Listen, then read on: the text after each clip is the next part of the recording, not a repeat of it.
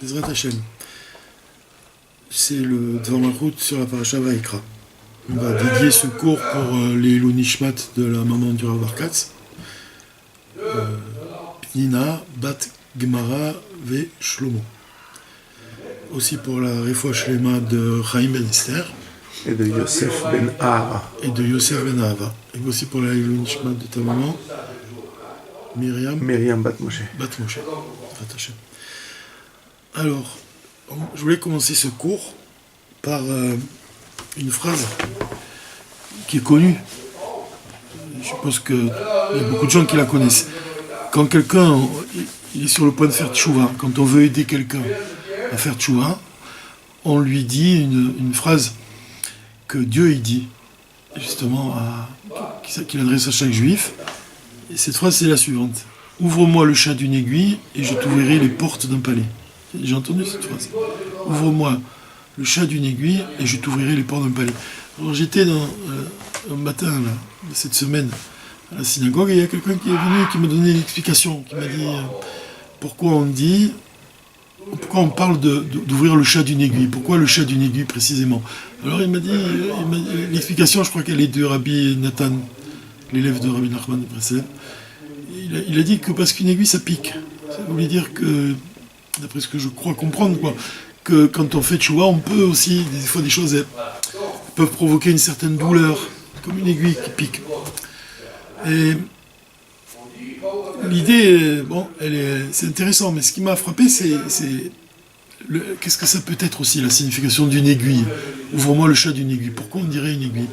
Et j'ai pensé tout de suite à un enseignement je crois que c'est le Rabbi Rachab, ou le Rabbi Marash, qui a dit à son fils, le Rabbi Rachab un jour, son fils est venu le voir, le Rabbi Rachab, et il a demandé à son père, il a demandé, explique-moi, je viens d'étudier 2 Mahamarim, 2 discours chassidiques de toi, et il y a quelque chose qui me semble contradictoire. Il semble qu'il y ait une contradiction dans ces 2 discours. Alors son père lui a dit, nous fournissons le fil et l'aiguille, en revanche, il faut coudre soi-même. Donc ça veut dire que, tu comprends quoi, c'est simple, ça veut dire que un rabbi va donner un enseignement, c'est comparé au fil et à l'aiguille, mais en revanche, le chassid, lui, il doit coudre soi-même, c'est-à-dire qu'il lui-même, il doit faire le rapport entre les choses. Se casser un peu la tête. Voilà, il doit se casser même beaucoup la tête. Et alors j'ai continué à réfléchir, je me suis dit, c'est intéressant cette histoire-là, ouvre-moi le chat d'une aiguille et je t'ouvrirai les portes d'un palais. Et j'ai pensé que coudre, quand on coud, on assemble 2 choses. Et j'ai pensé à cet enseignement de l'Admorazaka dans le Likutei Torah, dans lequel il dit que le tzaddik, c'est celui qui unit les mondes entre eux. Le tzaddik, il unit les mondes entre eux. Et ça, on le voit dans la chassidoute, on le voit très souvent, il suffit de porter son regard vraiment, de porter les yeux de l'intellect sur les discours chassidiques du rabbi, et on voit que le rabbi, c'est celui qui unit les mondes entre eux. C'est quoi les mondes? C'est par exemple la partie de l'âme qui s'habille dans le corps, c'est tout un monde. Et la partie de l'âme qui ne s'habille pas dans le corps, l'essence de l'âme, c'est aussi tout un monde encore plus élevé. Donc le tzaddik, c'est lui qui unit la partie de l'âme qui s'habille dans le corps avec la partie de l'âme qui ne s'habille pas dans le corps. C'est celui qui unit les mondes entre eux. C'est celui qui permet cette fusion entre la limite et l'illimité. On a un cœur qui peut contenir des sentiments, mais le tzaddik, il va unir ton cœur avec un amour de Dieu qui dépasse l'intellect, donc quelque chose qui est même trop grand pour le cœur. Le tzaddik, il va parvenir à unir ces 2 choses-là, ces 2 mondes-là. Donc ouvre-moi le chat d'une aiguille et je t'ouvrirai les portes d'un palais, ça veut dire, aussi, ça peut vouloir dire, que si tu commences à travailler avec tes propres forces, Hachem, il va ouvrir les portes d'un palais, ça veut dire qu'il va unir tes propres forces avec une force beaucoup plus élevée, avec des forces qui dépassent l'entendement, qui dépassent la raison, qui dépassent l'intellect.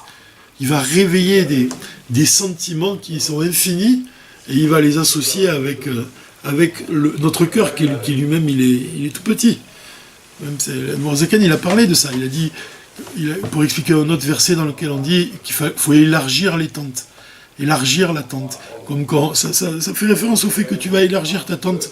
D'abord, le sens premier, c'est que tu vas recevoir des gens à l'intérieur de ta tente, que tu vas leur donner du pain à manger, et puis tu vas leur donner le pain de la Torah. Donc tu ouvres, tu élargis ta tente.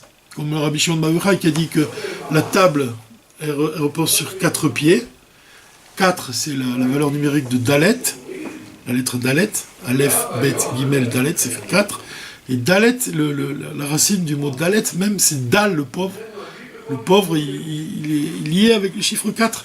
Et le Rabbi Shimon, il dit, si tu invites des pauvres à Shabbat, alors à ta table, alors ta table, elle tient debout grâce aux pauvres, grâce au Dal, grâce aux 4 pieds. Donc tu vois l'importance de la Tzedaka. Et ce point-là, le point de la Tzedaka, il est très présent dans le Dvar Malchut. Dans le Dvar Malchut de cette paracha Vayikra. Alors c'est un Dvar Malchut qui est très très riche. Il y a plein de choses que le Rabbi il enseigne. C'est vraiment... C'est difficile d'en faire une synthèse même, tu vois, parce que le Rabbi il apporte des enseignements qui sont très riches, très divers. Mais il finit, et d'ailleurs je pense que c'est intéressant de commencer par la fin, il finit par nous parler de la Tzedaka. Et surtout au moment de Pessah, puisque ce Dvar Malchut là, il commence avec l'idée que à l'époque où le Rabbi il a donné ce Dvar Malchut, c'était l'année où le Shabbat il tombait Rosh Chodesh Nissan. Donc Rosh Chodesh Nissan. Rosh Chodesh Nissan, c'est le mois de Pessah, vraiment le mois de la Géoula. Pessah. Nissan, Nissim. Tous les miracles de Pessah, le miracle que Dieu il a délivré son peuple. Et c'est vraiment l'accent il est mis sur la Géoula parce qu'on dit c'est Dieu lui-même qui a délivré son peuple. Et ce mois-là, donc le mois de Nissan, il représente la Géoula. Rosh Chodesh, c'est un jour qui est très important parce que ça fait référence au Chidouche, la lune nouvelle, le Rosh Chodesh. C'est le jour où la lune elle réapparaît dans le ciel sous la forme d'un simple point.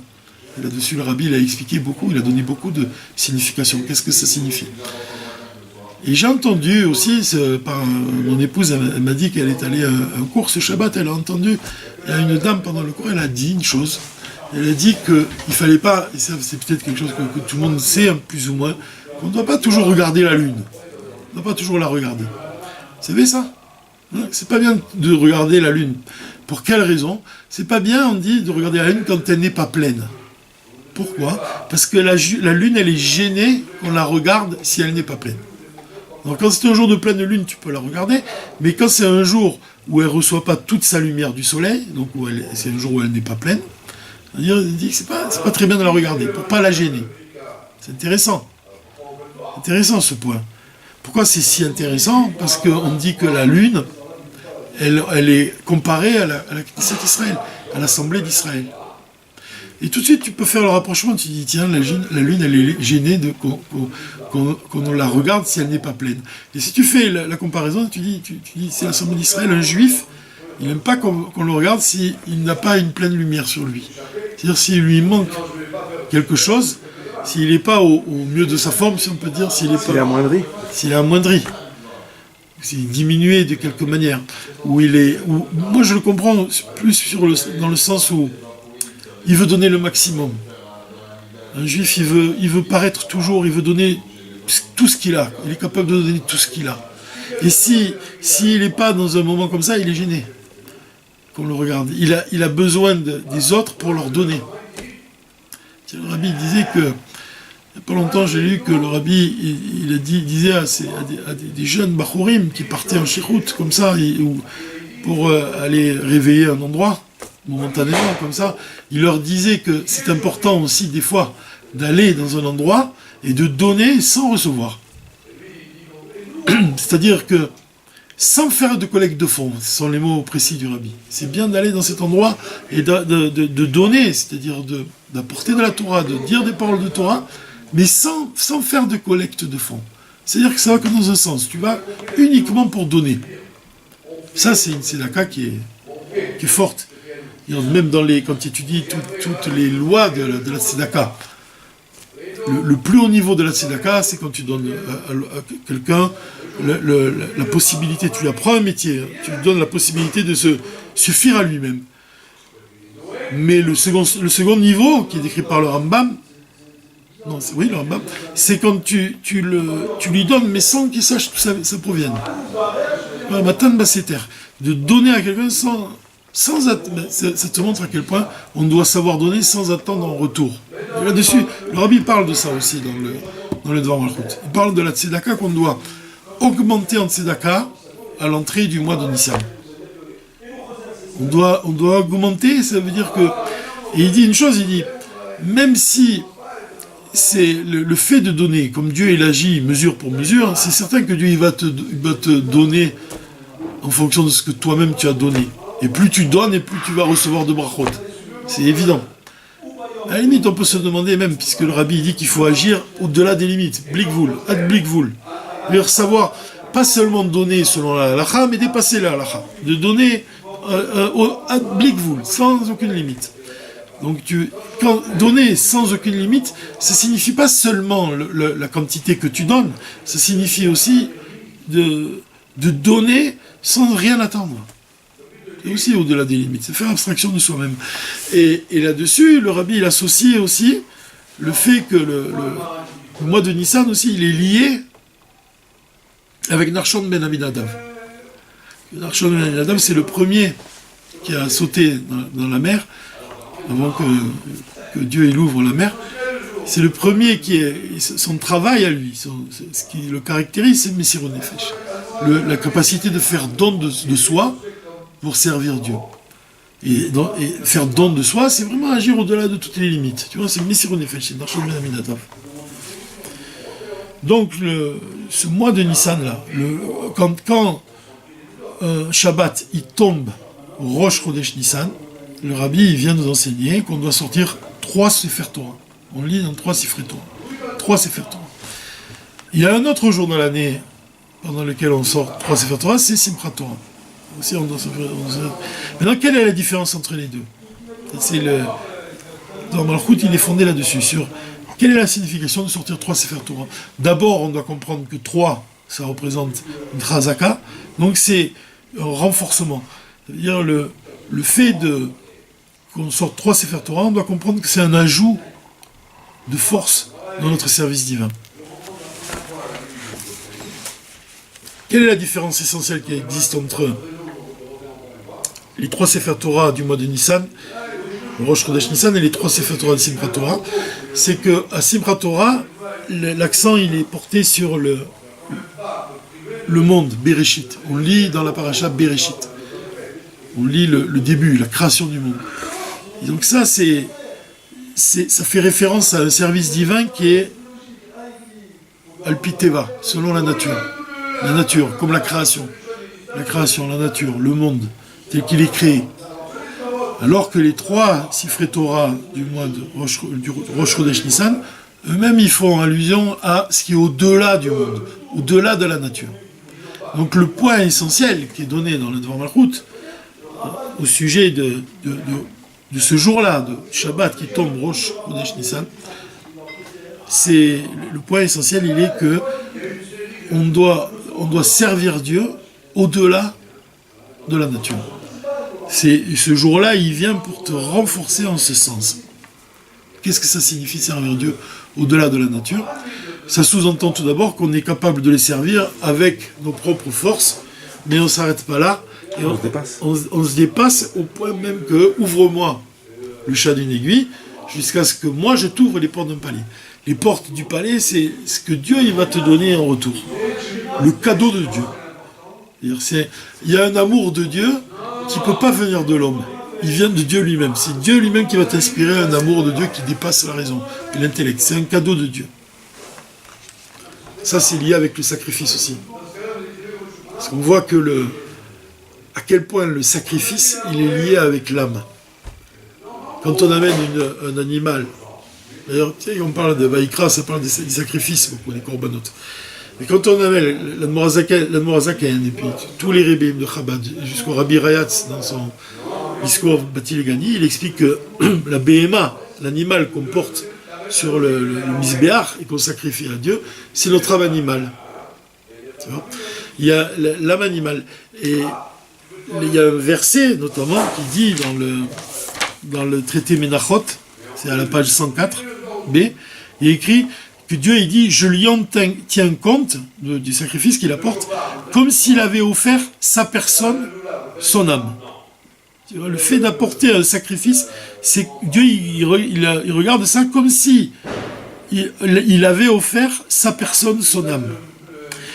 Et quand l'âme animale est représentée donc par cet animal qu'on va sacrifier, on doit toujours comprendre que on va transformer l'âme animale. On va pas supprimer, on va pas annuler sa force, mais non, on va lui inspirer un feu divin. D'ailleurs, quand on amenait un sacrifice sur l'autel, c'est écrit dans le traité Yoma qu'il y avait un lion, un feu qui avait la forme d'un lion qui descendait du ciel et qui consumait le sacrifice.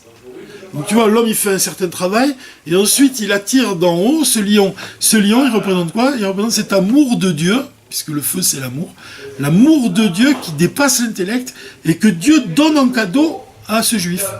C'est-à-dire que l'amour qu'il va ressentir pour Dieu, il va être immensément différent, il va être infini.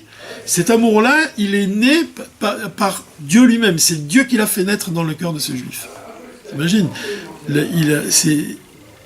Ça rappelle cette histoire du Baal Shem Tov, quand on avait parlé, on avait dit que le Baal Shem Tov, un jour qu'un juif est allé le voir après Kippour, il lui a dit, je ne comprends pas pourquoi j'ai péché alors que j'avais si bien pleuré le jour de Kippour, j'avais fait tchouva. Et le Baal Shem Tov lui a répondu, tu as pleuré le jour de Kippour, mais tu as oublié que c'est Dieu qui t'avait inspiré ces larmes. Le fait de pleurer, c'est un cadeau de Dieu. Dieu, il peut fermer le cœur de quelqu'un, il peut le rendre insensible. Alors on dit que Dieu il a endurci le cœur de Pharaon. De la même façon qu'il peut endurcir le cœur, de la même façon il peut lui inspirer un amour infini. Mais cet amour infini, il dépend de ton propre travail d'abord. C'est le fait d'apporter un sacrifice. Tu agis avec tes propres forces et Dieu il va en retour faire descendre ce lion, donc faire descendre l'amour de Dieu qui va consumer l'âme animale, ton âme animale. Et ça veut dire qu'il va la consumer, c'est pas qu'il va la détruire, qu'il va la consumer, il va la transformer. C'est un feu divin qui va transformer ton âme animale en une âme divine. Donc l'âme divine, elle va redoubler de force. Elle va avoir en plus, on dit la force du bœuf. Le bœuf qui tire un soc, le charrue, qui fait des sillons dans la terre qui sont profonds. L'âme animale est comparée à un bœuf. Parce que si tu réveilles sa force et que tu la détournes vers la Kedusha, alors tu vas décupler tes sentiments pour Dieu. C'est important. Donc le Korban, c'est pour nous réparer nous. On se répare nous-mêmes. Ouais. Dieu, il veut qu'on se répare nous-mêmes. Ouais, Dieu, il veut nous transformer. Il participe à cette transformation. Mais au départ, il attend de nous un effort. Alors,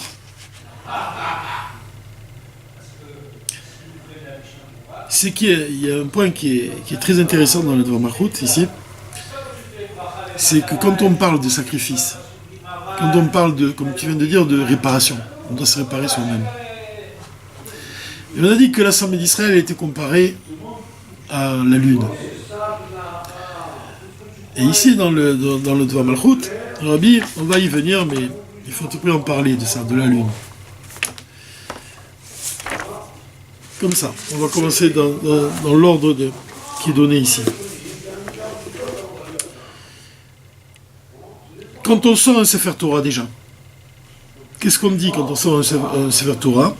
Tout le Kahal, toute l'assemblée, elle dit le pasuk Vayi binsoa Aaron. Donc Vayi binsoa Aaron, Vayomer Moshe kuma Hashem veyafutzu oyevecha veyanusu misanecha mipanecha. Donc ce verset, si tu le traduis littéralement, ça veut dire quoi? Ça veut dire lorsque l'arche se déplaçait, Moshe il disait lève-toi ô Éternel, et tes ennemis se disperseront, et tes adversaires s'enfuiront devant toi.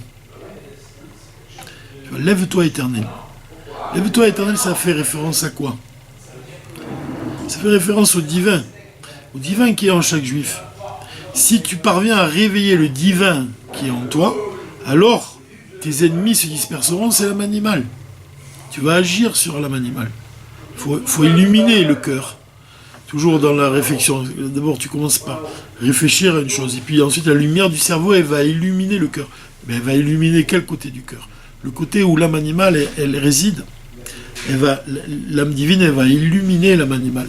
Elle va transformer un sentiment qui était au départ dénué de divin en un sentiment d'attachement à Dieu. Alors, comme ça, il dit, dans les mots, le rabbi, il dit comme ça, Mashmaout Pasuk, qu'est-ce que ça signifie ce verset-là? Lorsque l'arche se déplaçait, Moshe disait, lève-toi, ô Éternel, et tes ennemis se disperseront, et tes adversaires s'enfuiront devant toi. Car c'est de Sion que sera issue la Torah et la parole de l'Éternel, de Jérusalem. Béni soit celui qui, dans la sainteté, a donné la Torah à son peuple Israël. Alors, le rabbi, il explique ainsi ce verset. Il nous dit que Bikol Zman, Bikol Yehudi, à chaque moment, chaque juif, Yesh et Moshe Rabbeinu Aprati Shelo. Chaque juif, il a une étincelle de Moshe Rabbeinu qui est en lui.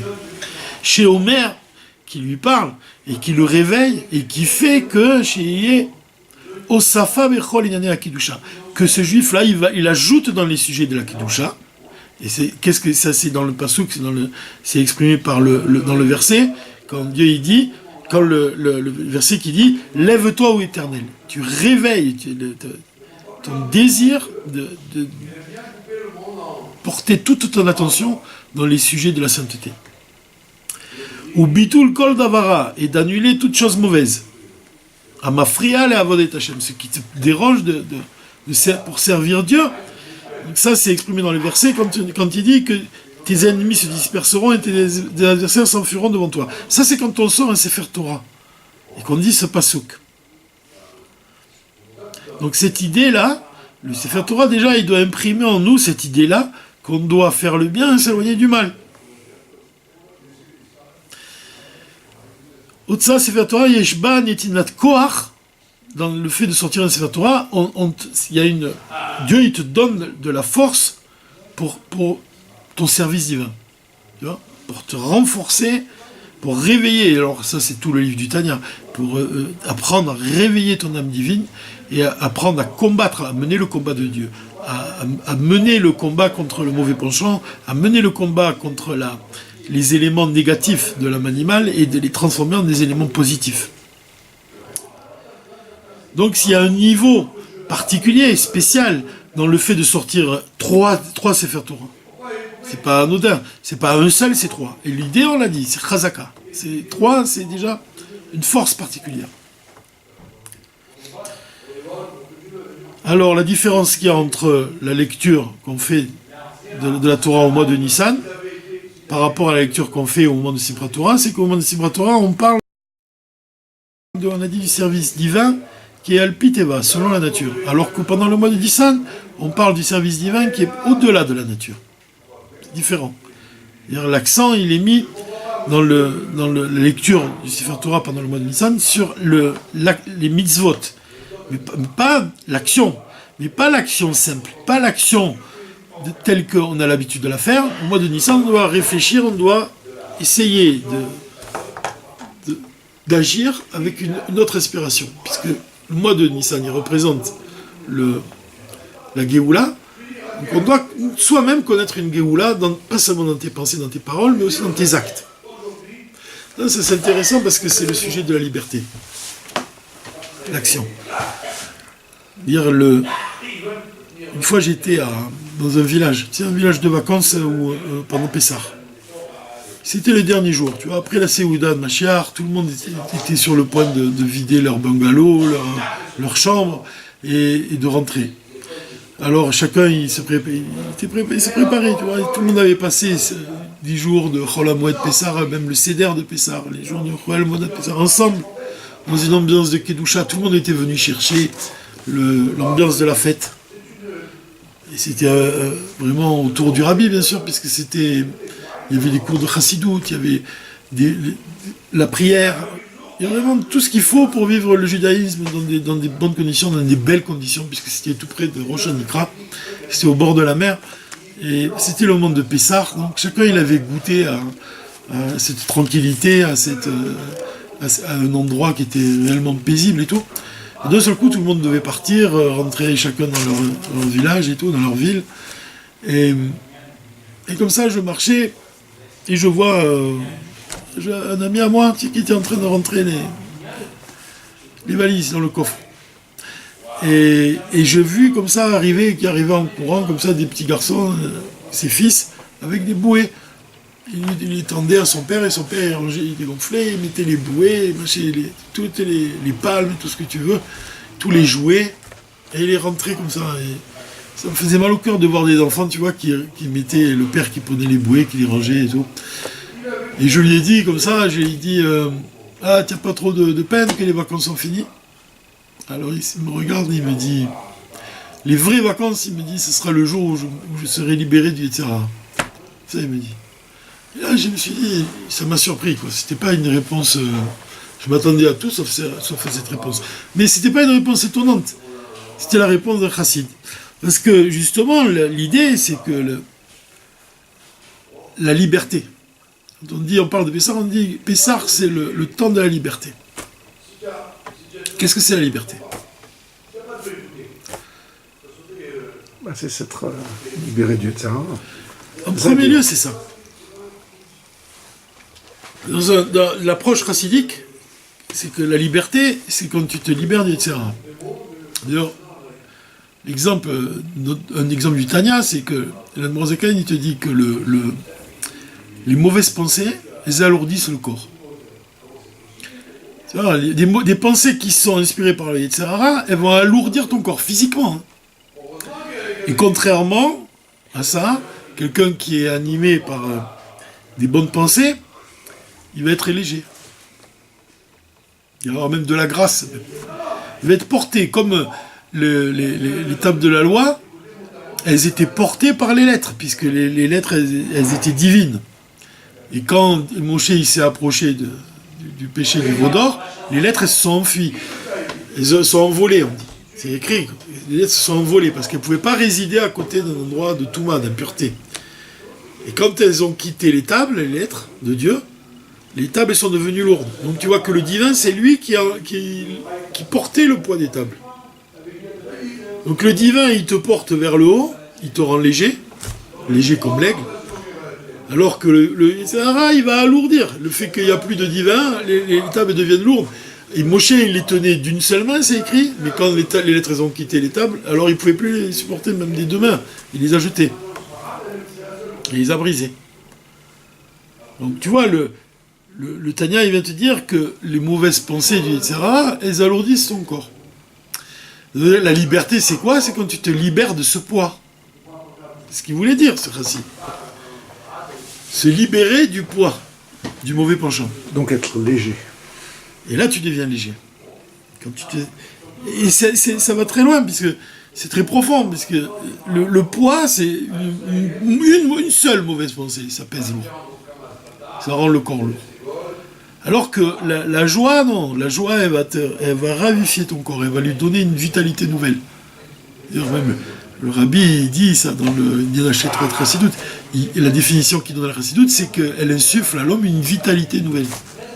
Donc, tu vois, du côté du bien, c'est une vitalité, quelque chose qui te porte vers le haut, quelque chose qui t'élève, quelque chose qui te fait vivre. Comme on dit à la Mohem Saï, si tu ouvres ses veines, alors il n'y avait pas de sang, il y avait des pores de Chassidut. Ça veut dire que c'est une vitalité nouvelle qui coulait dans son sang. Qui coule dans son sang. Donc la liberté, d'après l'enseignement de la Chassidut, c'est le fait de se libérer du mauvais penchant. C'est ça la liberté. D'ailleurs, l'Égypte elle-même, elle représente les clipotes, l'impureté. La sortie d'Égypte, c'est sortir des clipotes, sortir de l'impureté pour recevoir la Torah. Donc l'idée, elle est déjà elle apparaît à l'évidence, elle apparaît avec clarté, comme quand tu regardes l'esclavage des Juifs en Égypte, et puis la sortie d'Égypte, et puis qui précède le don de la Torah. La liberté, elle est associée à la Torah. La Torah, c'est elle qui rend libre l'homme. Maintenant, si tu vas aller plus loin, qu'est-ce que c'est la liberté? Réellement, qu'est-ce que c'est? Alors si tu reviens, on a parlé la semaine dernière, on a cité cette définition que le rabbi donne de l'artiste peintre, je ne sais pas si tu te rappelles. Le rabbi il dit, un peintre, qu'est-ce qu'il fait? Il va occulter, il va enlever le contour extérieur et pour saisir l'essence d'un objet.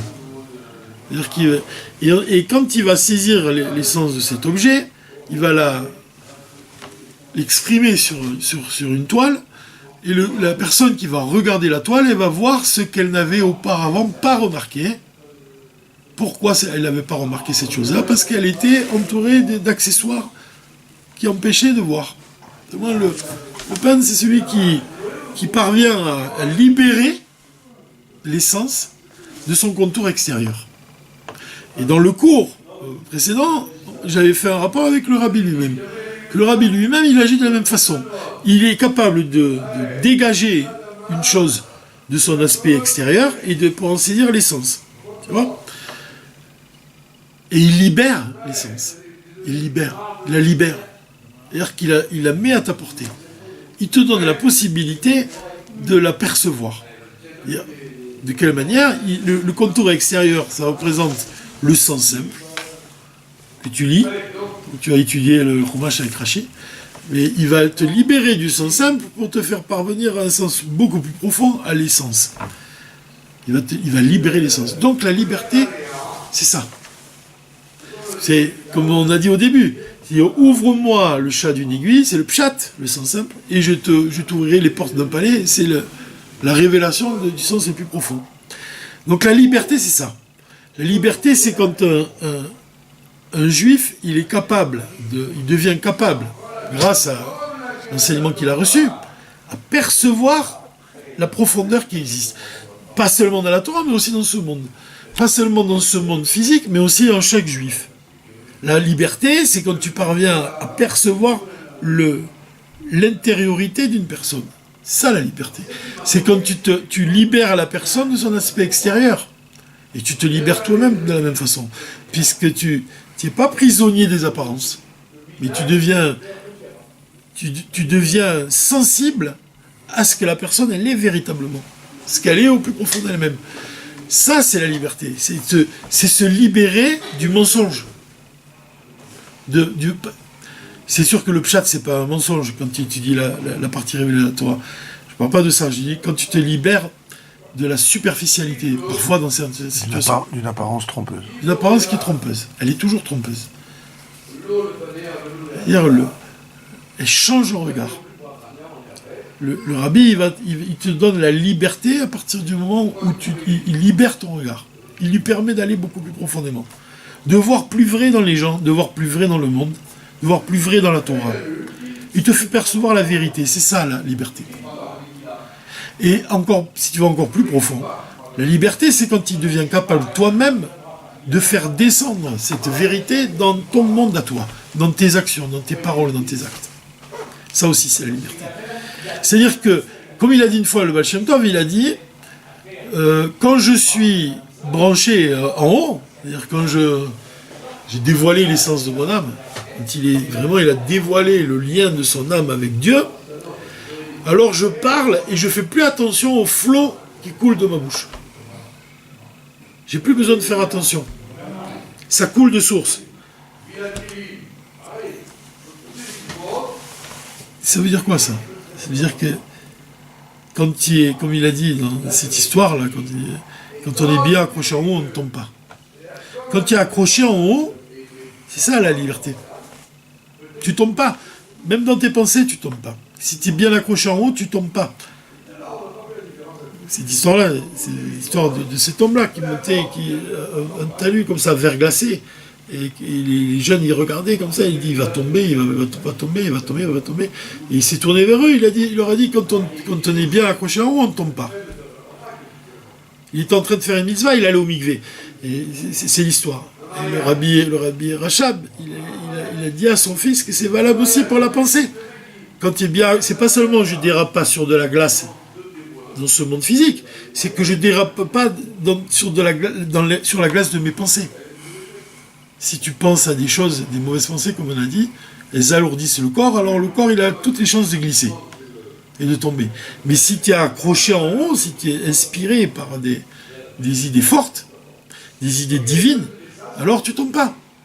Et c'est ça, Vaïn so Aaron, quand c'est l'arche, le voyage de l'arche, ça parle de ça quand on ouvre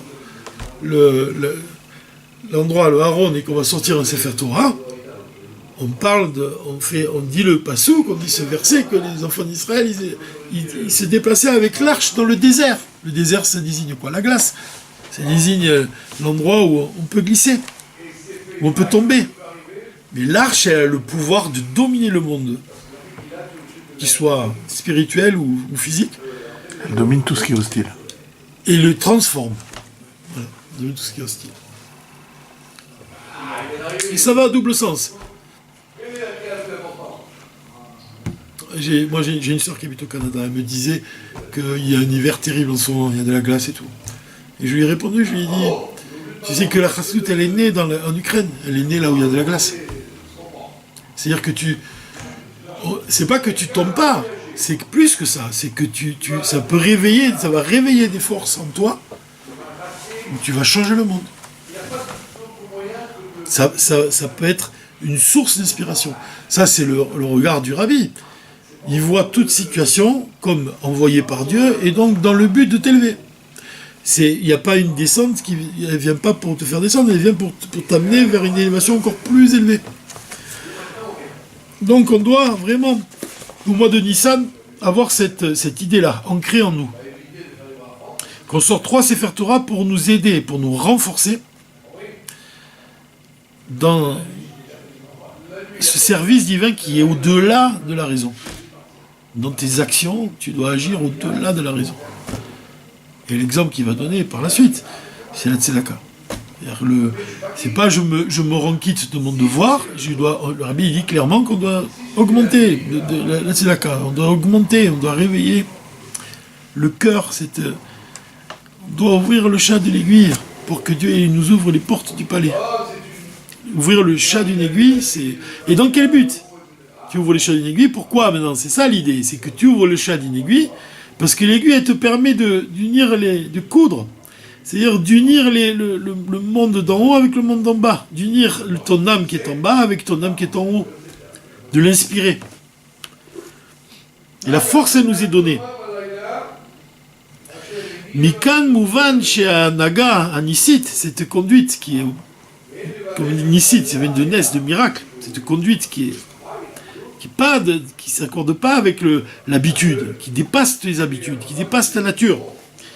Cette attitude-là, Anidreshet, elle est exigée de l'homme Bechodesh Nissan, tu vois, Ilorak Beinanim Shelema Miraolam, Belimud Torah, c'est pas seulement dans les sujets comme l'étude de la Torah, les FR.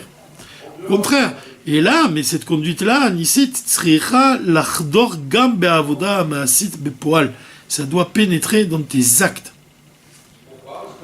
Baolam, c'est-à-dire l'action, Ikaru Maase, dans les mitzvot.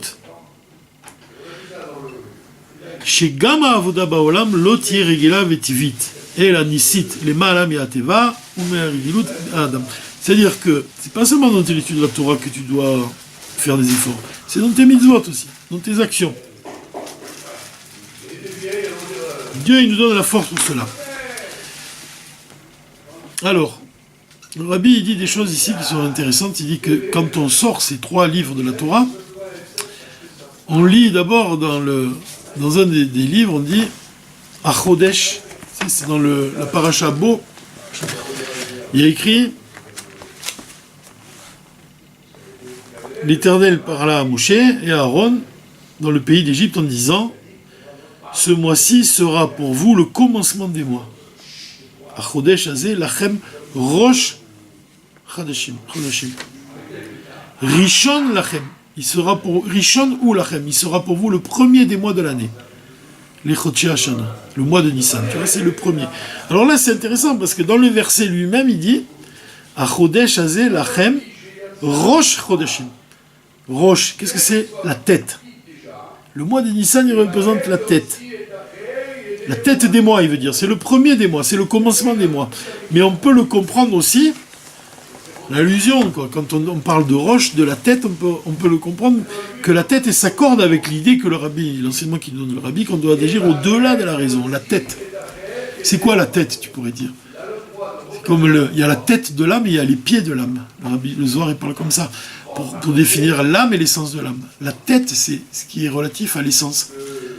La tête. Keter, la séphira de Keter, la couronne qui surplombe l'enchaînement des mondes. C'est-à-dire la partie de l'âme qui est au-delà de l'âme qui s'est mise dans le corps. La volonté de l'homme, le plaisir de l'homme, le plaisir de son âme, de l'attachement de son âme avec Dieu. C'est ça la tête. Quand on parle ici, le rabbi ne le dit pas dans les mots, mais ça se lit entre les lignes. Bekria Besefer Ashlishi. Je te dis que les 3 livres que tu lis pendant le Rosh Chodesh, qui tombe le mois de Nissan, la première, la lecture du 3e livre, à Chodesh Azelachem, donc ce mois-ci sera pour vous le commandement des mois, tu lis. Al Pasuk Zé, sur ce verset-là, les sages, ils ont dit que Mi Sheberach Be'akov Banav Kava Bo Rosh Chodesh El Geoula. Les sages, ils définissent ce mois comme le mois de la Geoula. Et ça, le sens, le rabbi vient de nous enseigner le sens de cette déclaration des sages dans notre service divin, c'est quoi? La tset ou lei gael mi agbalot shebe avoda rigila. C'est de sortir et de se libérer des limites d'un service divin journalier, quotidien, habituel. On doit sortir de ça. C'est-à-dire qu'on est habitué. C'est lié avec l'idée que le rabbi a donnée sur l'Égypte de la Kedusha. On peut très bien vivre dans la Kedusha, mais de ne pas se rendre compte on se retrouve en Égypte parce qu'on agit toujours de la même façon et qu'on ne change pas nos habitudes. C'est très dangereux de ne pas changer ses habitudes. C'est comme si tu vas lire la prière de la même façon sans voir le chidouche. Le Rabbi Ress, il a dit qu'on devait voir le contenu qu'il y a dans chaque moment de l'existence. Pas seulement dans un jour. Il dit chaque moment de l'existence, il y a un contenu profond qu'on doit savoir saisir. Alors c'est un sacré travail, parce que quand on a parlé tout à l'heure, on a dit qu'on doit... Dieu, il nous donne l'occasion pendant le mois de Nissan, et le Rabbi nous enseigne à sortir de l'habitude, et comme on a dit, il nous libère.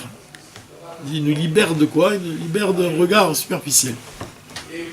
Mais le regard superficiel, par exemple dans la Haggadah, une personne elle m'a demandé d'écrire là il n'y a pas longtemps, elle m'a dit est-ce que tu peux m'écrire un article sur la Haggadah? Et les gens ils ne savent pas ce que ça veut dire la Haggadah, tu pourrais expliquer un peu, parler, je sais pas, pourquoi elle disait ça, enfin en tout cas peut-être par son expérience, et tout ça, elle voyait autour d'elle des gens qui ne savaient pas. Elle voulait une explication, mais il y en a pourtant, il y en a beaucoup sur la Haggadah. Mais ça m'a fait réfléchir, je me suis dit, je comprends, parce que c'est pas une simple histoire qu'on raconte. Tout le monde le sait, mais comment on la raconte? Pourquoi c'est une mitzvah de la raconter toute la nuit? Pourquoi c'est une mitzvah de plus tu la racontes et plus tu... Pourquoi? C'est parce que c'est pas seulement dans une histoire qu'il y a une autre histoire qui se cache, mais dans chaque lettre même. Chaque lettre de la Haggadah. Chaque mot de la Haggadah.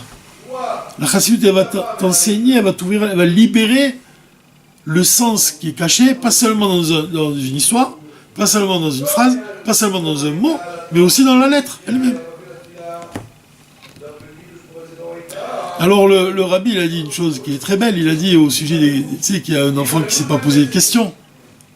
Et le rabbi, il a parlé de l'enfant qui ne sait pas poser de questions. Tu vois, ça veut dire que si tu lis la Haggadah avec un regard plus superficiel, tu te dis, il n'y en a que 4 fils. Et le rabbi va te donner un 5e. Lequel? C'est celui qui ne sait pas poser de questions. Il a dit autrement, dans un autre endroit, il a dit qu'un émissaire, il doit quitter ses habitudes. C'est exactement ça qu'il nous dit ici. Savoir quitter ses habitudes. Il a l'habitude d'avoir du lait kasher, il a l'habitude d'aller au mikvé tous les matins, il a l'habitude d'être à côté du rabbi, d'avoir sa maison pas loin, 1770, il est tout bien autour de lui. Il doit tout quitter pour aller aider un juif qui ne sait pas qu'il lui manque quelque chose. C'est-à-dire que le 5e fils qui ne sait pas qu'il lui manque quelque chose, c'est en étudiant la Chassidut que toi-même tu peux aller lui dire, et toi-même tu peux aller lui enseigner ce qu'il ne sait pas, qu'il lui manque quelque chose. Et c'est l'idée à laquelle je veux arriver. C'est à propos de la lune. C'est quelque chose de très très très beau. Il faut pas, rappelle-moi, il ne faut pas qu'on l'oublie. Il faut qu'on parle de la lune et du premier Tzimtzum. Je ne me rappelle plus à quelle heure on a commencé. Tu te rappelles ou... Bon, alors, on va essayer de continuer. Donc, sortir des habitudes. Alors, c'est pour ça qu'il nous dit, quand on sort des limites, du service divin régulier, quoi, habituel, et qu'on entre la Avoda Beofen ici, un travail qui est miraculeux, quoi. B'Hemshech HaParasha Medoubar Odot Korban Pessah, dans la suite de cette première lecture du troisième livre, là, quand on parle de la lecture du troisième livre, on parle du Korban de Pessah. Qu'est-ce que c'est Pessah? Ça vient de Psicha, le Diloug, le saut. Dieu, il a sauté sur les maisons, il a épargné les enfants d'Israël. Et il a châtié les Égyptiens. Donc cette Pessah, c'est quoi? C'est Avoda, les malas, comme un saut, miagbalot. Tu sautes au-delà. Les Khatira Riber, tu sautes au-delà de toutes les limites. Un saut, c'est quand tu changes d'un état vers... Il n'y a pas de progression, tu sautes. Tu quittes un état vers un service divin qui n'a aucune commune mesure avec le premier. Ça, Pessah. La lecture du second livre, c'est Rosh Chodesh. Ça parle de Rosh Chodesh, et c'est la Shon Chidouche. Rosh Chodesh, ça vient de Chidouche, ça vient de nouveauté. Et ça parle donc du Chidouche dans le service divin. Tu dois trouver de Chidouche dans ta manière de servir Dieu. Chez les Malam et à Seder Ragil. Donc, encore une fois, au-delà de l'habitude. Tu dois changer tes habitudes. Alors, il nous dit, la chose, elle est connue, que les jours de la semaine, lundi, mardi, Yom Rishon, Yom Sheni, Yom Shishi, Yom Revi, lundi, mardi, mercredi, jeudi, vendredi, ces jours-là, ils dépendent du cycle du soleil. Donc le soleil, il montre quoi? Lui, il montre la naga voit, c'est la régularité, l'habitude, c'est le cycle du soleil. Veilou, Yeme Chodesh, alors que les jours du mois, quand on dit Rosh Chodesh, on ne parle pas de lundi, mardi, mais on parle, c'est aujourd'hui le jour du mois, Yom Rosh Chodesh, ils dépendent du cycle de la lune. Que la lune mitradesh bechol pa'am, elle change tout le temps. C'est pas comme le soleil qui garde toujours la même forme. La lune elle change toujours. Tu la vois, comme on a dit au départ, on a dit que la lune elle était gênée, qu'on la regarde si elle n'était pas pleine. Pourquoi? Parce qu'elle n'est pas toujours pleine. Donc le mois de Rosh Chodesh, il est lié donc le jour de Rosh Chodesh avec la lune, et la lune elle est liée avec le chidouche, la particularité, la nouveauté. Yeshno Shabbat Rosh Chodesh, donc, ce jour-là où tu as l'union entre les deux, entre Shabbat, c'est un jour de la semaine, et Rosh Chodesh, c'est l'union entre le cycle du soleil et le cycle de la lune. Donc on doit tirer comme enseignement que notre service divin, il doit être Beofen chez le Chidouche. Dans le fait, notre service divin qui est toujours régulier, toujours fixe, qui est toujours notre façon d'agir qui est régulière, habituelle, elle doit être sous le signe du chidouche, de la nouveauté. Veosafa, elle doit ajouter. C'est-à-dire qu'on doit faire pénétrer le chidouche dans nos habitudes. On ne doit pas être identique, on doit pas être... on doit savoir penser différemment. Comme il dit le Rav Rodakov, qui était le secrétaire du Rabbi, il disait du Rabbi qu'il était capable de changer son emploi du temps de tchic-tchac, en un clin d'œil. Tu vois, ça c'est la force de... C'est comme l'Anmorazaken qui dit qu'on doit être capable de passer du rire aux larmes. D'un monde à l'autre, tu vois. Le tzaddik qui unit un monde avec l'autre. C'est pas comme le Léviathan. L'Anmorazaken dit que le Léviathan, d'un coup de queue, il est sous l'eau, un coup de nageoire, il est capable d'aller très très loin. Ça fait allusion à la capacité du tzaddik de se dégager d'une extrémité pour en atteindre une autre. C'est ça le mois de Nissan. C'est un mois où on doit savoir imprégner de nouveautés nos habitudes. Pourtant, on n'est que le 6 Adar. On n'est que le 6 Adar. Et tu veux dire quoi? Donc on a encore le temps pour la préparation. Ouais, mais ce qui est intéressant, parce que c'est comme on voit que c'est la paracha Vayikra du Malchut, elle est tombée cette année-là pendant le Rosh Chodesh Nissan. Donc peut-être qu'il y a un enseignement aujourd'hui, pourquoi pas, Rabbi va nous dire peut-être qu'on doit dès à présent commencer à travailler dans ce sens-là. Ensuite vient la lecture du premier livre, Vaïkra. C'est ce qu'on va lire ce Shabbat. Parashazo Medoubar Vaïkra El Moshe. Que Dieu il s'adresse à Moshe, Vadaber Hachem est là, et il lui dit, Mewel Moed, il était dans la temps d'insinuation. Uve Avodat Hachem Shel Kol Yehudi Adavar Mesamel et Agilui Shel Havaye Be Moshe. C'est quoi que ça doit? Quand on te dit que Dieu il s'est adressé à Moshe, le Rabbi vient te dire que c'est pas seulement à Moshe qui s'adresse, c'est à chaque juif. Comme on a dit au départ, que dans chaque juif, il y a une étincelle de Moshe Rabbeinu.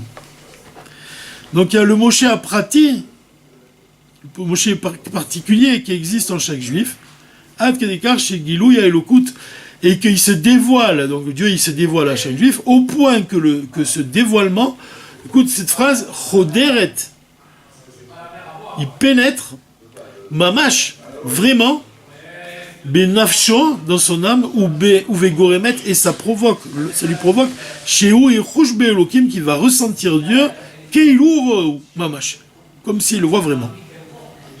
Dieu, il se révèle en chaque juif, au point que ce juif-là, il va ressentir le divin, à tel point que c'est comme si qu'il voit Dieu devant lui. Mamash.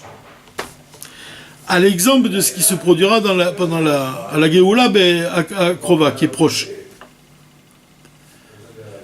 Ensuite, Gamem Shera Parashot. Ensuite, dans la suite des Parashot, il est question du dévoilement divin à un juif, et comme par exemple à la Parasha Shmini, qui est dite Gamken Be Rosh Chodesh Nissan, qu'on dit aussi le jour de Rosh Chodesh Nissan. Là-bas, il est question de la Shraat, quand Dieu il réside et il se dévoile, la Shrina, il se dévoile Bébé Tamikdash, et ensuite il est raconté sur le travail, alors ça c'est très, très beau ce que dit le Rabbi ici, des enfants de Aaron. Nadav et Avihu. Écoute ce qu'il dit sur ça. Ça, il y a un point qui est extraordinaire. Il dit Shavdu et Hashem, ils ont servi Dieu Kolkar Beshlemut avec tant de perfection, Ad Shekalta Elav Navsham ou Metu, au point que même leur âme elle a quitté leur corps, ils ont quitté ils sont morts. À l'Eno Lilmod des fils d'Aaron, on doit apprendre. En effet, nous sommes tous des élèves d'Aaron, comme il est dit. Ave mitalmidav chez Aaron. La avod et Hashem, on doit servir Dieu, beshlemut, de manière, avec intégrité, ad klot anefesh, jusqu'au point que notre âme quitte notre corps. Il veut dire, klot anefesh, c'est quand tu connais l'extase, mais il ajoute, ou leishaer bechaim, et de rester vivant. Ça, c'est extraordinaire ce qu'il dit. Ça veut dire de ne pas faire quelque chose que Dieu nous a pas ordonné. Oui. Parce que Nadav et Avihu, ils sont partis parce qu'ils avaient... Ouais, mais... Ils ont fait quelque chose qui n'était pas prescrit. Mais ça te choque pas l'idée? Il te dit que tu dois servir Dieu ad klot anefesh, c'est-à-dire au point de... Klot anefesh, c'est vraiment quand l'âme quitte le corps, l'extase, elle retrouve ça, le lien. Tu dévoiles le lien de ton âme avec Dieu en restant vivant. C'est deux choses opposées. C'est ou tu restes vivant, ou ton âme quitte ton corps. Alors qu'est-ce qu'on comprend? Que c'est... s'avère jusqu'au point où on peut aller, ouais, et après tu dois redescendre. Mais pas plus loin. Et tu dois pas redescendre, ouais. Parce que le but c'est de rester ici. Ouais, voilà, c'est ça. C'est comme on dit... C'est pas à nous de décider, voilà. Tiens, je vais m'en aller parce que... D'ailleurs, il dit ça, le Morem Saïd, il dit une phrase qui est très belle, il dit que quand l'âme elle quitte le corps, quand l'âme elle fusionne avec Dieu, quand est-ce que tu vois qu'elle fusionne vraiment avec Dieu? C'est quand elle redescend. Pourquoi? Parce que c'est la volonté de Dieu d'avoir une demeure ici-bas. Pas d'avoir une demeure ici haut. Demeure ici-bas. Donc si quelqu'un qui sert Dieu en bas, ça prouve que son âme elle fusionne vraiment avec lui. Quand on voit le Rabbi, on dit qu'il s'accroche à la nappe, pendant qu'il dit un discours chassidique, pour s'accrocher à la matière du monde, pour ne pas quitter ce monde. Tellement son âme, au moment où il dit le Mahamar, le discours chassidique, et s'élève, il la retient de toutes ses forces. Pourquoi il la retient? Parce que c'est la volonté de Dieu d'avoir une demeure ici-bas. Donc la volonté de Dieu d'avoir une demeure ici-bas, et s'accorde avec le fait que l'âme qui est en haut, elle demeure ici-bas dans le corps. Ça, c'est une idée qui est très belle, il nous dit ici. Les sikoum, il dit. En résumé, le fait de lire 3 Sefer Torah. Il y a trois niveaux. Dans le fait de se renforcer dans le service divin. Béofen ici, comme on a dit, le service divin qui dépasse l'entendement. Quoi. La première, c'est la Parashat HaChodesh. On étudie sur la klalout, la généralité de qu'est-ce que ça représente la avodat anisit, c'est-à-dire tout ce qui est lié avec ce qui dépasse la raison et l'intellect, avec l'habitude surtout. Mia Kriya, de la deuxième lecture de Shabbat Rosh Chodesh, on apprend que le service divin qui dépasse l'habitude, il doit pénétrer aussi dans tes habitudes, dans ta façon de te comporter régulièrement. Et dans la troisième lecture, mais Vaikra, on apprend, l'homme dit chez Avodat, que ce travail-là qui dépasse tes habitudes, Tzricha liot kavua venitzrit, il doit être fixe. C'est-à-dire que c'est le premier mois de l'année, le mois de Nissan, et le Rabbi vient nous dire que si on commence le mois de la Géoula, ça doit suivre toute l'année. Cette attitude-là, de ce dépassement, il ne doit pas exister seulement pendant le mois de Nissan. Il doit pénétrer dans le reste de l'année aussi. C'est Rosh. On dit Rosh. Le commencement. Oui, comme on a dit le commencement quand il dit dans le Passouk, ce mois-ci sera pour vous le commencement des mois, Rosh Chodashim. Rosh Chodashim, c'est une allusion aussi à Rosh, comme on a dit, l'essence. Alors là, on arrive maintenant au point qui est intéressant. On n'aura pas le temps de faire tout le Dvar Malchut parce que... Mais il faut à tout près arriver à ce point. Quand on dit que Akwach HaMiyuchad Chazaka, c'est une Chazaka 3 fois, chez cette Aliédé Otsat Shosha Sefarim, le fait de sortir 3 livres, Beshabbat Rosh Chodesh Nissan, Bekocho Gam Leafor et Ara. Ça a le pouvoir même de transformer le mal. Et quand il parle de l'âme divine, hein, finalement. L'âme divine, elle n'a pas seulement c'est le niveau du tzaddik, qui est capable de transformer l'amertume en douceur, l'obscurité en lumière. C'est le tzaddik seulement. Mais la chazaka, les 3 Sefer Torah, apparemment, ils te donnent une force pour atteindre ce niveau-là. Pour au moins aspirer à ce niveau-là. Puisqu'il y a les afor et tara. Transformer le mal. Les kriyat parashat HaChodesh, dans le cadre de la lecture de la paracha du mois, le passouk, il parle de Chodesh Nissan, chez Romez al Nissé Nissim. Nissan, c'est une allusion au miracle des miracles. Et Begam à la Nefila, Begalout, même dans la chute dans l'exil, qui est transformé en miracle, le miracle de la Géoula. La paracha, elle se termine, Betsivou, il est Echol, elle se termine par l'ordre de manger de la matzah. Là aussi, il y a une allusion au Bitulara, au fait d'annuler le mal. Comment on l'appelle le mal autrement? On l'appelle le Chametz. Il symbolise le mal, le Chametz. Comme on dit, le Chametz il s'élève, comme l'orgueil il s'élève, alors que la matzah elle est plate, elle est battelle, elle représente le bien. Le Chametz il représente le mal. Donc quand on annule le mal, les gamrés, comme il est écrit, Vetrua Khatuma, l'esprit d'impureté, le Yetzerara, et Vir Minaretz, j'effacerai de la terre. Velo Ishaer qui matzah, il ne restera plus que de la matzah. C'est marrant parce que quand on fait la phrase, quand on cherche Chametz, c'est le dernier mot qu'on prononce, c'est le mot terre, Ara. Que je me suis débarrassé du Chametz. L'idée de la terre, l'idée de la matérialité du monde que tu annules, que tu transformes. Et il ne reste plus que la matzah, le bitoul. Alors là, voilà, c'est le point où je voulais en arriver, c'est celui-là. Et on finira là-dessus. Kriyat Rosh Chodesh. Dans la lecture de Rosh Chodesh. Korban Rosh Chodesh. Le Korban qu'on amène. Rosh Chodesh. Il vient pour les chaper de faire la kapara al-kar shakadosh ruchu miet et yareach. Que Dieu il a rendu la lune petite. C'est un tikkun quand Dieu il a rapetit la lune. Kapara zo kolelet gam et a kapara al-kol. Cette kapara elle inclut en elle aussi la kapara de tous les sujets négatifs qui résultent du fait que la lune elle a été rendue petite. À partir du moment où Dieu il a diminué la taille de la lune, il a résulté de ça de nombreux péchés. Shekan miyut ayareach, le fait d'avoir rapetit la lune, ou agorem, c'est ce qui a provoqué le péché de l'arbre de la connaissance du bien et du mal. Quand Adam Arishon il a péché, ça résulte, c'est à cause que Dieu il a rapetit la lune. C'est ça qui est intéressant, on va en parler. Et le Korban Rosh Chodesh, mais avait imken kapara mushlemet al kol achataim ad sheazdonot atzmam ofrim lesruyot. Donc ce Korban là, il vient pour faire la réparation de ça, de ces péchés là, de tous ces péchés, à tel point que même les péchés ils deviennent des mérites. Comme le tikkun qui aura au moment de la Géoula, et au moment de la Géoula, il est dit Vaï or alevana ke or achama. Il dit que la lumière de la lune elle sera comme la lumière du soleil. Alors voilà, on va lire cette note-là, qui est écrite dans le Dvar Malchut sur la lune. Écoute bien, c'est très intéressant ce qui va être dit maintenant.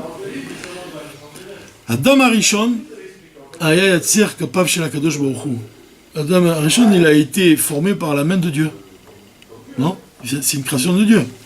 Veimken. Comment c'est possible qu'un homme qui vient de Dieu, qui a été créé par Dieu, qui a un niveau aussi élevé, qui est la perfection même, pas seulement au niveau de l'âme, mais vraiment à tous les niveaux. Veshlemut ma'alatagouf, le corps aussi lui-même. Iné, comment c'est possible? Comme c'est étonnant.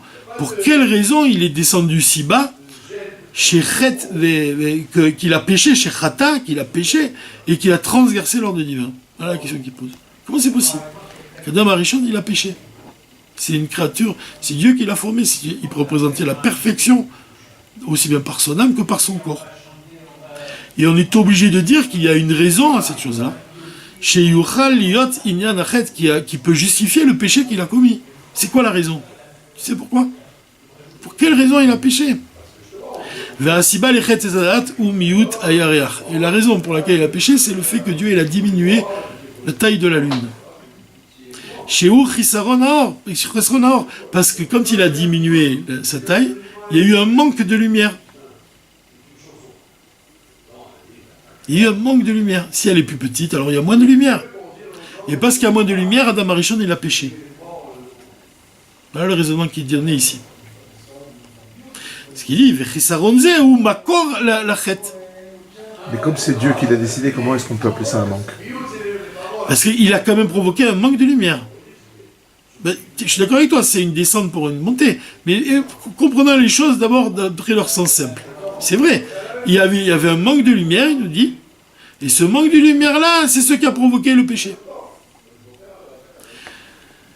Dei Maya Meir Gilouy Or, parce que s'il y avait eu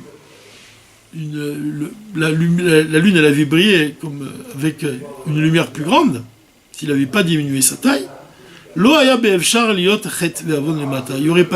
aurait pas eu de possibilité de péché.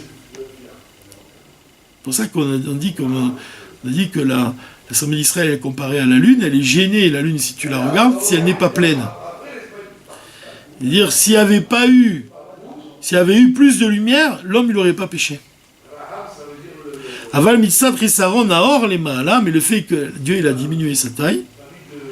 Alors là, il dit quelque chose, écoutez bien ce qu'il dit. C'est quoi le fait qu'il a diminué sa taille? Shehu inyan tzimtzum harishon. C'est lié avec le tzimtzum harishon. Comme il est écrit dans le Etzraïm. Qu'est-ce qu'il est écrit dans le Etzraïm? Que Dieu, il a silek oro agadol alatzad, qu'il a mis sa grande lumière de côté. Ineze atzmo usiba venetinat makom sheochal liot klalit inyan achet ve'avon lemata. Quand on dit que Dieu il a créé le monde, il a commencé d'abord à faire le Tzimtzum Rishon, c'est-à-dire qu'il a mis sa grande lumière de côté, il a créé un espace vide, il a créé le monde. Mais il y a un manque malgré tout. Il y a eu une descente quelque part. C'est quoi? C'est qu'il a mis sa grande lumière de côté. Son essence, elle était plus perceptible. Il a créé le monde, mais son essence, elle est plus perceptible. C'est ça qu'il est en train de nous dire. Comme son essence, elle était plus perceptible, alors ça permettait au mal d'exister. Ça a donné le choix il a été donné à l'homme à ce moment-là. Quand il a mis sa grande lumière de côté, il a créé un monde où le choix a été donné à l'homme entre le bien et le mal. Donc il a donné la possibilité d'exister au mal. Évidemment, il a mis sa grande lumière de côté. Ça paraît comme une descente, mais c'est en réalité une descente, puisqu'il a quand même mis sa grande lumière de côté. Mais c'est une descente pour une montée. Laquelle, c'est que par le fait que l'homme il va transformer le mal, maintenant, à présent, lui donner la possibilité de transformer le mal, ça va lui donner un mérite. Et il va atteindre un niveau encore plus haut. Et là, le rabbi, il fait une distinction entre le Tzimtzum Rishon, c'est quand Dieu il met sa grande lumière de côté, et le Tzimtzum qui existe dans l'enchaînement des mondes. Le Tzimtzum qui existe dans l'enchaînement des mondes, c'est le passage de l'infini au monde fini. C'est le passage de l'enchaînement des mondes, le monde d'Atsilut, le monde de Bria, le monde d'Isira, le monde d'Asiya. Il met le Tzimtzum. Ça, c'est une sorte de Tzimtzum, c'est-à-dire une réduction. Il y a des voiles. Dieu, il va voiler sa lumière. Elle va passer d'un monde à l'autre. Elle va changer d'un monde à l'autre. C'est une réduction de la lumière. C'est un voile. La lumière, elle est voilée. Ça, c'est le Tzimtzum, la contraction de la lumière dans l'enchaînement des mondes. Mais le Tzimtzum Arishon, il n'a rien à voir. Le Tzimtzum Arishon, c'est carrément, il la met de côté. C'est-à-dire qu'elle n'est plus du tout imperceptible. C'est pas le reflet de la lumière. C'est carrément, il la met de côté. Elle est plus perceptible. Donc c'est un Tzimtzum qui est beaucoup plus fort. Et parce que c'est un Tzimtzum qui est beaucoup plus fort, c'est une descente qui est beaucoup plus grande, ça permet une élévation beaucoup plus élevée que le dévoilement que tu obtiens dans l'intention du Tzimtzum du Seder Ishtalshelut, de l'enchaînement des mondes. Les dévoilements que tu obtiens de cette manière-là, dans ce monde dans lequel on vit, ils n'ont pas à voir, comme ça il dit le rabbi ici, ils n'ont pas à voir avec le dévoilement que tu obtiens grâce à ce premier Tzimtzum. Parce que la possibilité maintenant, elle est donnée à l'homme de dévoiler l'essence de Dieu. Je ne sais pas si j'ai été assez clair. Regarde, il a donné la possibilité, en créant le monde, qu'il peut avoir un manque de lumière qui va provoquer que l'homme il va pécher. Alors voilà ce que j'ai essayé d'expliquer là.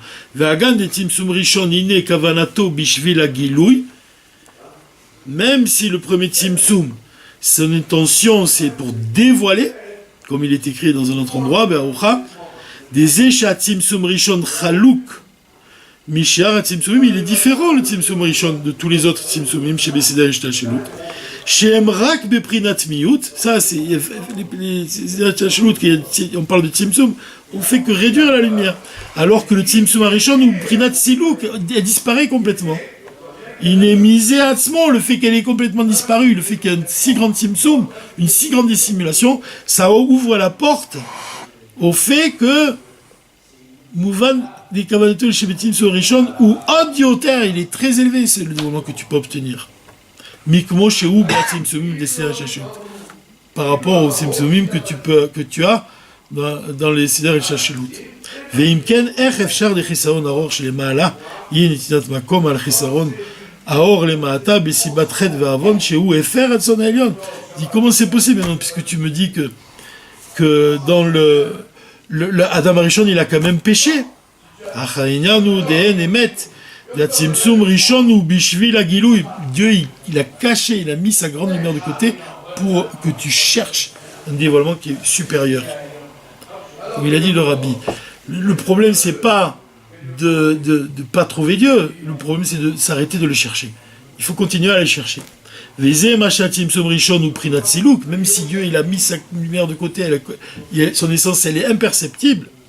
Moréal Kavanato Apnimit, c'est quoi l'intention de ça? Pourquoi il a mis sa grande lumière de côté? Chez Bishvi la Gilouy Beoter, c'est pour un dévoilement supérieur. Aval Imze Ine Gouf et Etzem Atzimsum ou Efer Aratson. Malgré tout, tu vois que quand même, on vit dans un monde qui est très obscur. Des Ratson à Elion ou Shii Gilouy Or, mais la volonté de Dieu. On sait bien que c'est qu'il veut qu'elle se dévoile dans ce monde. Alors pourquoi il se cache? C'est ça la raison du Tzimtzum. Il se cache pour que tu le recherches.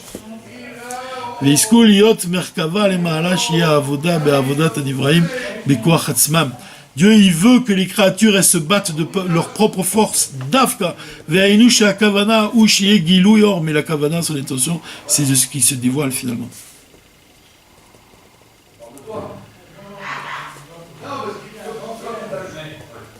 Bon, ça, on peut s'arrêter là. Donc l'idée, on l'a compris. L'idée, c'est que quand on parle de Rosh Chodesh, on parle du Chidouche, on parle de la lune, et là l'idée qu'il a donnée, il dit que quand Dieu il a rapetit la lune, alors ça a provoqué le péché d'Adam Arishon. Donc ça a provoqué la descente dans un monde où il y a l'exil, mais cet exil, il cache une lumière encore plus profonde, encore plus élevée.